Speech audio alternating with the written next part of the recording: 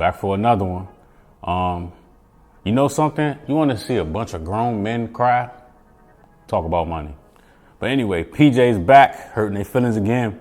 Again, if you don't know who PJ is, he's the one that runs Exotic Car Hacks. Like I said, one of the guys that I learned a lot from when it comes to buying exotic cars. But I'm gonna talk about several things: the lottery, and I'm also talk about this whole migrant thing and how it's going to affect most people. Now, he's referring to an article where they said that a third of Americans earning $150,000 a year are living paycheck to paycheck and are relying on credit cards. And he said, breaking, $150,000 a year is the new $35,000 a year. Most are living paycheck to paycheck if they're making below $500,000. They just won't admit it. $500,000 is the new six figures. Figure it out. And then he put in the caption, $500,000 a year is the new $100,000. This should be your absolute bare minimum income goal. Below that, you will not live comfortably. If you disagree, chances are you don't know what comfortable living actually feels like. I gotta kind of agree with him. It's a lot of money out here, but a lot of the money is about to get messed up due to how they are letting these, they're calling them migrants coming to the country. I know you all saw the videos, people running across the border. And they're shipping these buses all into Chicago and into New York of people that are immigrating or trying to immigrate into the United States. So here is why they are letting this happen. Number one, it's a new tax base. Number two, these people are going to pick up the jobs that Americans do not want. So you see these people that are trying to sue, or not trying to sue, that are trying to ask, for example, Waffle House. We want to get paid $20, $25 an hour. Right? Instead of them upgrading their skills or getting certified to do something else or going into a different field versus working at Waffle House, they're demanding that Waffle House, okay, pay them $20 an hour. But what's going to happen is these migrants, they're going to come over there and they're going to take what's given, right? Because their cultures are virtually different than ours. Now, the people that are going to be affected are white people and black people. So it has nothing to do with race. The people that don't know how to think forward are going to be the most affected. So you're going to have all of these migrants that are going to be flooding the United States. They're going to be taking these low paying jobs because their strategy to move to the next level is different. And these same migrants are going to be multi or at least millionaires in the next 4 to 5 years because this is what they do. And I just was at this spot and I was talking to somebody. I'll talk about that in a second though. But they'll come into the United States. They'll live like 4 or 5 people in a 1-bedroom, or they'll get a house and have like 20 people living in it. And I didn't really learn about this until I had a rental property and my neighbor called me. And he was like, man, I'm sick of your tenants. They was out here having a group fight. He said, it's like 20 of them that live in your house. And I didn't even know. They were living in the basement, well, throughout the whole house. This was years ago. But what they do is they all come together, okay, and they contribute money to the household, and they're saving their money so that they can all move to the next level, right? So in American culture, you know, if you're grown and you live with, you know, your parents, or if you live with a group of people in the house, they'll call you a scrub, they'll call you broke, they'll call you, you know, you're not a regular citizen of society. People will look down on you. But these people that come from these other countries, that's their come up. You know, in my neighborhood on the corner house, there's 3 families that live in there, 3 husbands, 3 wives, and like 6 or 7 kids, right? But what they're doing is they're contributing to the bills and saving their money. And then what each of them does is they all start their own individual business based off of the skills that they have brought over from another country. So when you see people come from, let's just say South America, they come over here and they know how to build homes. They know how to do certain carpentry work. They know how to put up drywall. They have certain skills. They may not be licensed or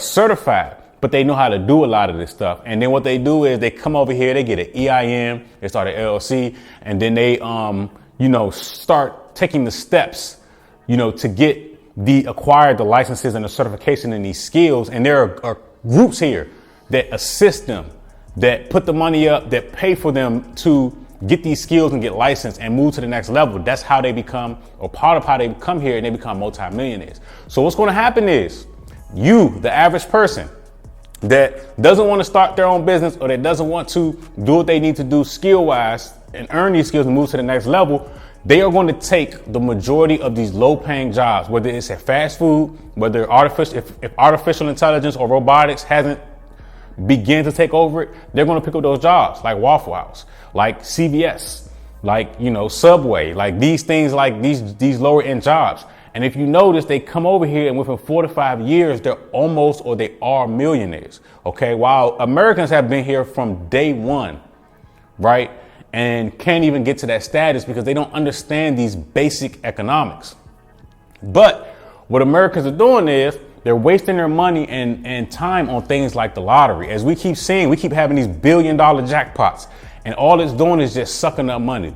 You have a higher chance of getting struck by lightning twice than you do of actually winning the lottery. If you notice, in poor neighborhoods where they have liquor stores, you will also see lotteries. You don't see that stuff in this area. There's a liquor store, and this liquor store doesn't even sell regular alcohol. It sells high-end wine, and they don't have lottery in it, right? So you see that in poor neighborhoods. That's poor white neighborhoods and poor black neighborhoods. I have ATM machines in poor black neighborhoods and in poor white neighborhoods, right? They both make the same amount of money. They're around lottery. They're around cheap alcohol and beer and stuff. It's the same economics. And so it has nothing to do with race. It's all about the level of class. Now, this whole lottery thing, if you play the lottery consistently, you're wasting your time. All right. It's a rigged game. It's a numbers game, and you can play that same numbers game by learning a skill, do something else. I don't give a shit. It could be options trading. You have a way better chance of making money off that than you do off from the lottery. And people, lottery is almost like an addiction, and it's sad to see people waste their life and their money that they could have contributed to an asset class or a business, wasting it on playing the fucking lottery. Okay, you lost. Go back to work. That's my motto. And I used to see, when I used to post that, people would get upset, like in their feelings about it. But back to what PJ was saying, yes, low six figures, $150,000, $200,000 a year. It's starting to get tough out there, right? To me, I think it's decent money, but the direction that the economy is going, property taxes are increasing because the values are increasing. Rent is going to still go up. The price of homes is still going to go up, right? And it's going to be more and more difficult for people to move around how they want to, right? So with the housing market, right? Let's talk about this. There are a lot of people paying cash for homes right now in all ranges of the housing market. It's not just the $1 million range. I'm talking about 200,000 all the way up to several $1 million. But guess who it is that's paying cash for these homes? Immigrants, people that are not from America. They are buying these homes up. Not just these Chinese hedge funds, but people that came across this border from zero and built their lives up. They are out here throwing down this cash on these homes because of how they come together. We're going to live in this house for 2-3 years together. We all want to contribute, save our money, and then start our own businesses and go our separate ways. So they have saved the cash to be able to make moves like this. Okay, this is a fact, and this is known. If you know people that are that are not from America, they'll tell you these things. This is facts. So these hedge funds are coming here and they're building rental communities. So like in the DC, Maryland area, they're building acres of townhomes that you can't buy. They're rental only, because what's going to happen is the average American is going to get pushed away from being able to purchase a home. If you're not at least, I would say in the next 2 to 3 years, if you don't make at least over $200,000 with modest debt, you're not going to be able to purchase a home, period. Because the housing prices are going to keep accelerating because you have people coming in here paying cash. They'll go over $15,000, $20,000 over the list price because they're paying cash. They're not worried about interest rates because they're paying cash. Okay, so these things are going to start accelerating the housing market once again next year, and it's going to keep the majority of Americans out. That's why these hedge funds are building rental communities. Okay. The last thing people should be worried about is the fucking lottery. And what you need to be worried about is acquiring skills and starting businesses, because these are the things that will save your ass. The only things. Thinking that you're about to get a raise where you currently are, being who you currently are, is a fairy tale, and it is not going to happen. All right.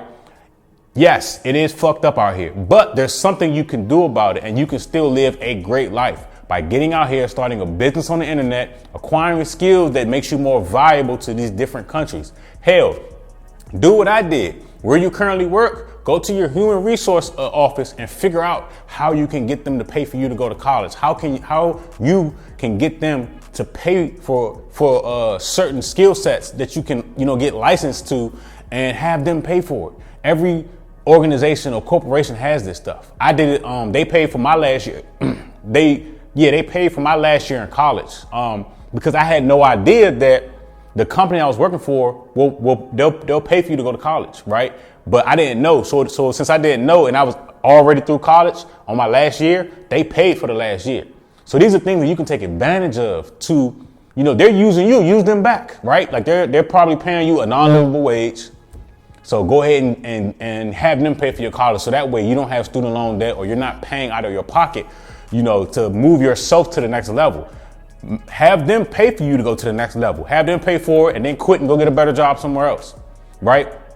But this is coming. That's why these people are coming across the border like this, and they want them to, because it's cheaper labor and it's another tax and voting base.